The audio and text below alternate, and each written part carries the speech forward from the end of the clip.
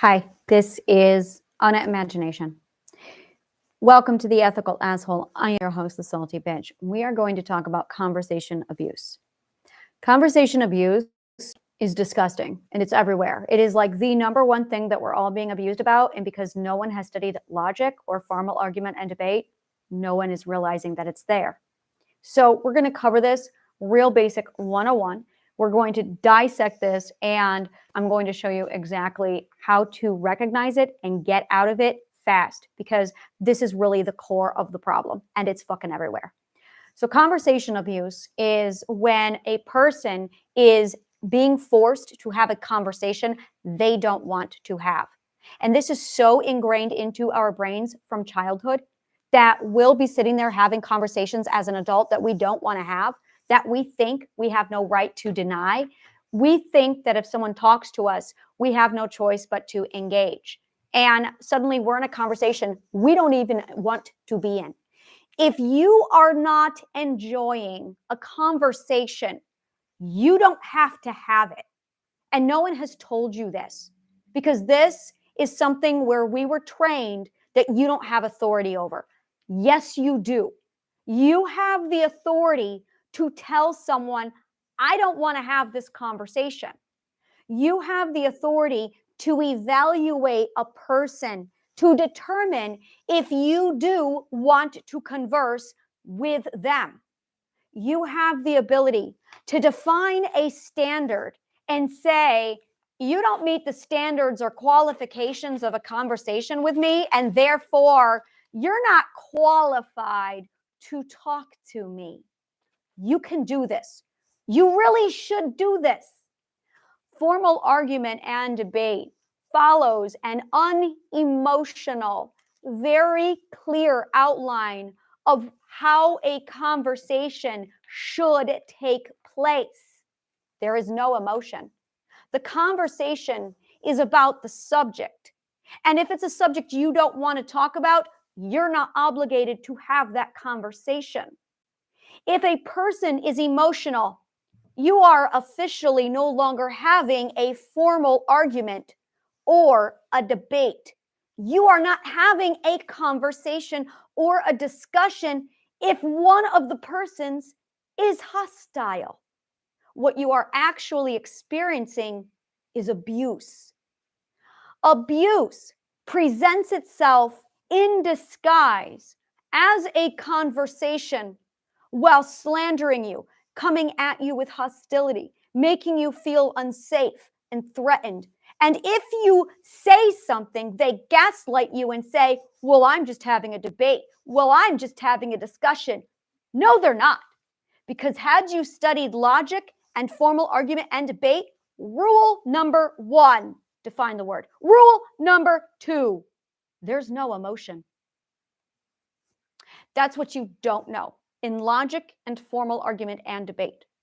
Attorneys were the first people to actually use and weaponize logic to warp it however they want to get the upper hand. They use logic to outlogicize you and out-argue you, ignoring your emotional state while they turn your words against you.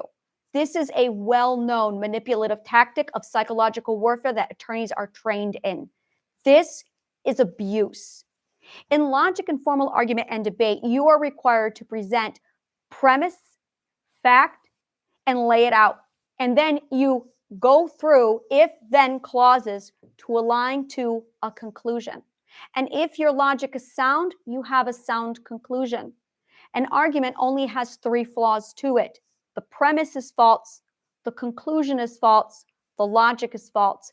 It's that simple. It is simple. Look up list of logical fallacies. It's on the internet, and you can literally see all of them available to you. The reason why you don't know this is because you were never taught logic. When you actually study logic, you learn of deductive reasoning and inductive reasoning. You learn about logical fallacy, what an argument actually is. An argument is, hypothetically, let's discuss A. Okay. What about string theory? Here is the theory involving string theory. The person presents all of the premise involved. The Counter then says, well, I can see where this logically checks out A, B, C here. However, where are you getting this information over here? There's no emotion. You're dissecting data. So you're more focused on the information than anything else. There's absolutely no emotional investment. You are looking at the mathematical data and comparing it to determine precisely what is right and what is wrong, because you are working together to look for truth. This is a formal argument and a debate. It's all about, let's find the truth together as a team. And you use logic to analyze the data, look at all of the parts, weigh them in, and using objectivity to determine, that means no confirmed bias, to determine what the answer is with sound logic. If there is emotion, fail, done, conversation over. There is no conversation. You are no longer conversing. If the other person comes at you with an opinion or a statement, they're not using logic. No one who has an opinion and just comes at you is using that's not a discussion. That's not a discussion. A discussion is, I have an hypothesis, I have an idea, let's dissect it together. That's a conversation. If you have a question, you are opening discussion for dissection.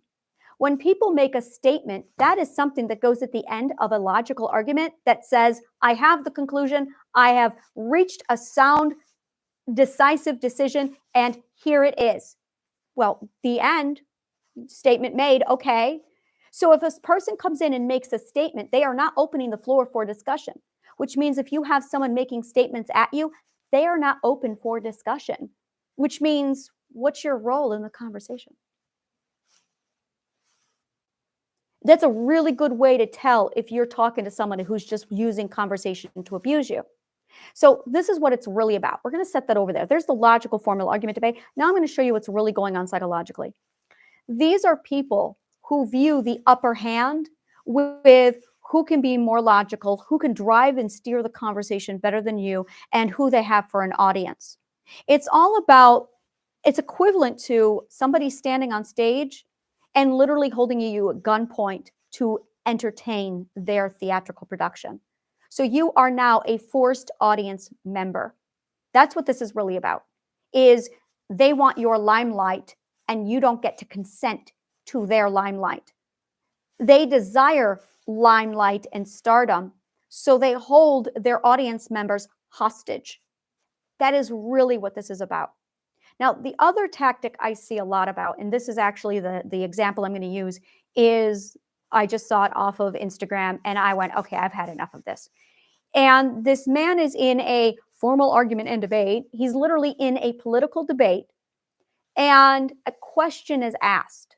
Now, we see this in movies, in law movies and courtroom movies. So I'm going to show you what they're doing in the courtroom, what should be done logically, what is actually practiced in the courtroom, what Hollywood does, and what people mimic. Because those are the four colors of what's going on here. You have the Hollywood mimic or the Hollywood drama fest.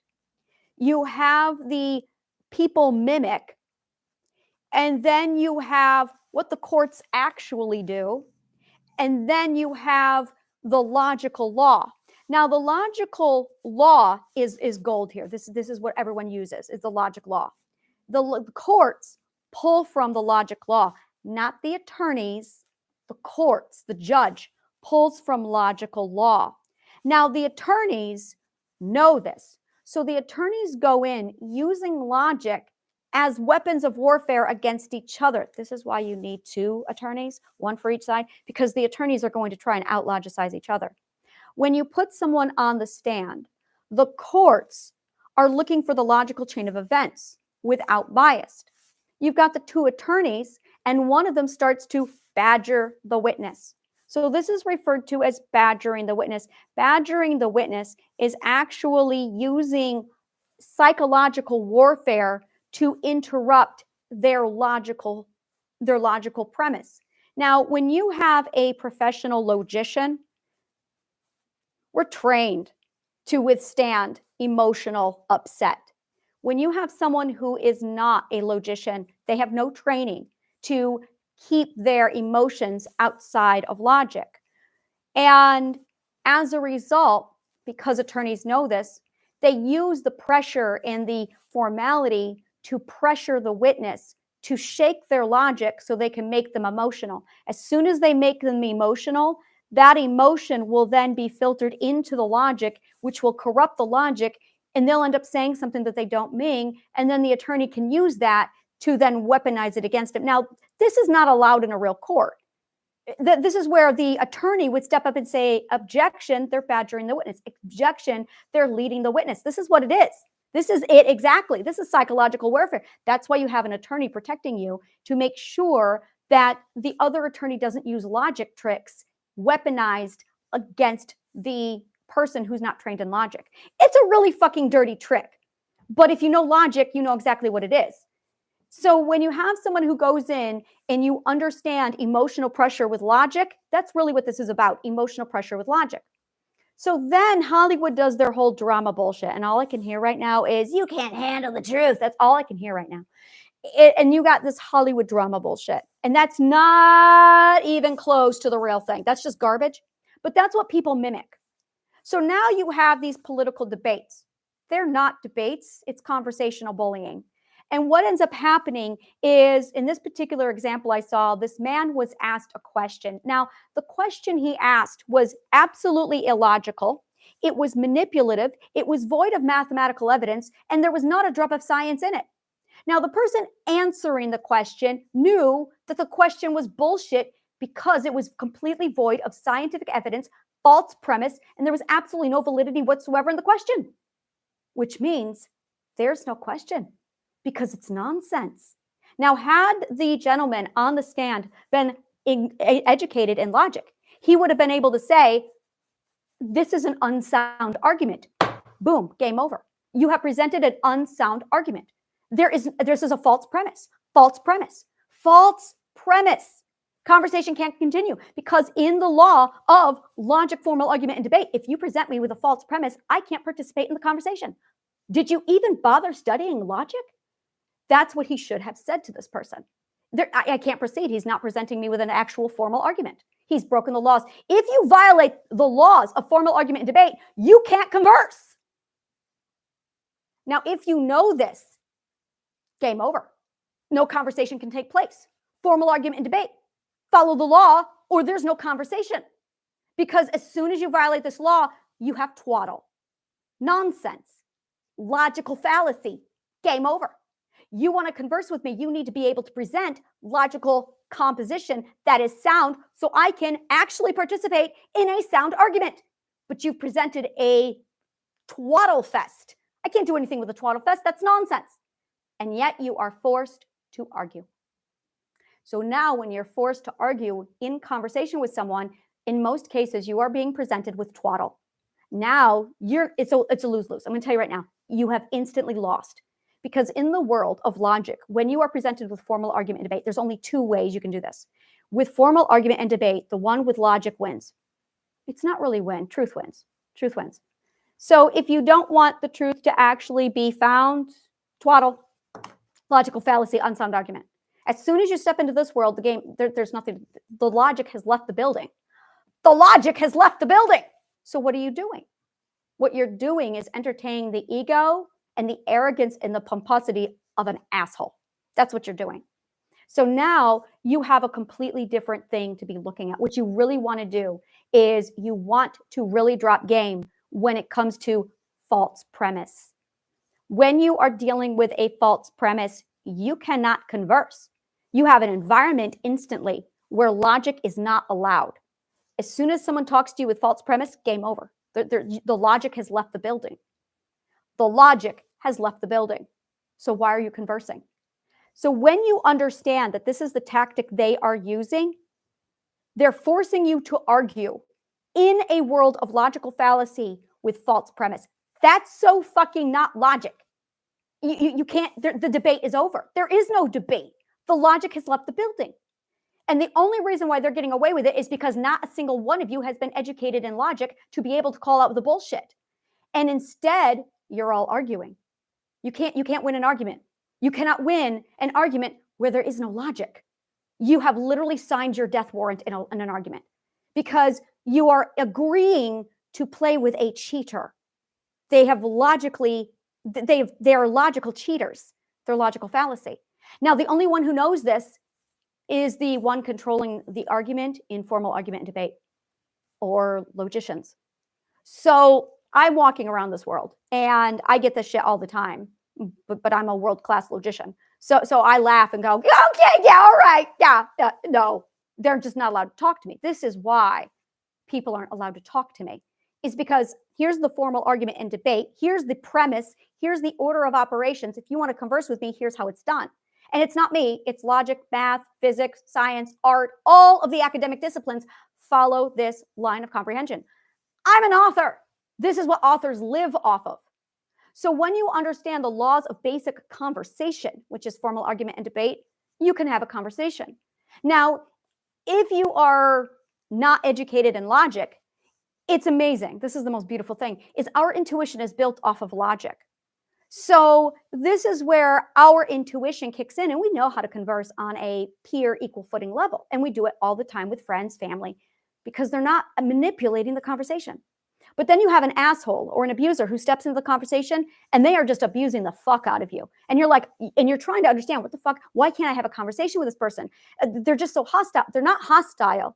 They are literally presenting you with a conversation that has no logic inside of it. So you have already lost the conversation because there's no logic, because they're using false premise to weaponize the entire conversation. Now, because people don't know this, and they're forced to have conversations, they're trying to win something they will lose at because the rules have left the building. It's a lose-lose. So you have to be able to recognize false premise, conversation abuse. You have to be able to recognize logical fallacy. You have to be able to recognize when you're not okay. Now, I'm going to tell you right now, you really should study logic.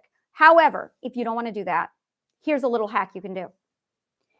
If someone is not nice, you shouldn't be talking to them. This is why. Because if they're not being nice and respectful and polite to you, I guarantee you that's what they're doing. They are using weaponized logic to try and make themselves feel good at your expense. But they're doing it in such a way that makes them sound intelligent when they're just that fucking dirty. So if they're not nice in a conversation, because a true argument has no emotion. And if they're just passionate, not in logic, you're not. Not in logic, you're not. In logic, there's no passion. You are calm, you are focused on the facts, and you're having a conversation. Passion is for a soapbox. That's what my platform is. Oh, that's right. Passion is for drama. Passion does not belong in the conversation. When you are having a conversation to determine the truth or understand, and that's what this comes down to. This is absolutely what it comes down to. A person should never be passionate in a conversation because they haven't learned self-control, which means they're not in a position to be talking to you. You need to raise your standards on who is allowed to talk to you. Now, here's the catch.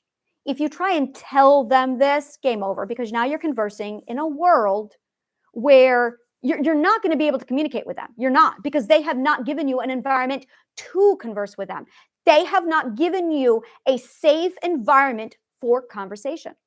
So you have a conversation bubble, and they're choosing to step into that bubble and be an asshole. If you tell them you're being an asshole, you have chosen to step into that atmosphere to deliver that message. Game over. You can't even engage with them because they have an environment of nonsense. So they need to just take their twaddle and go. To recognize it, you want to look for, do you feel safe in this conversation? Do you feel safe in that conversation? Are you enjoying the conversation? If you're not enjoying the conversation, you should not be having it. Conversations, wait for it.